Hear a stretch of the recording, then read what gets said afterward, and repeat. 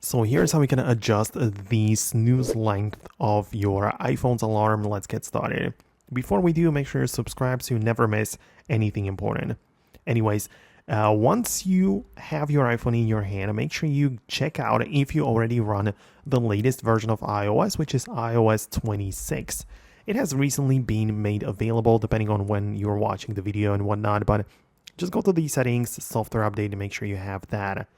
Then once you do, you can open up the clock application as usual, and you can set up a brand new alarm or just edit the existing one. So just tap on it, for example, like this.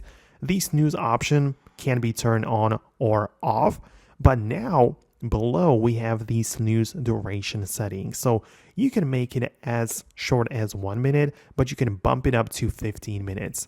Which is kind of new. In the past, it has always been a 9 minutes for whatever reason, but this was the number that was basically chosen by Apple, and now you can customize it. So I guess it's very useful, but again, you have to be running iOS 26 as it doesn't work in the older versions. So that's going to be about it for me.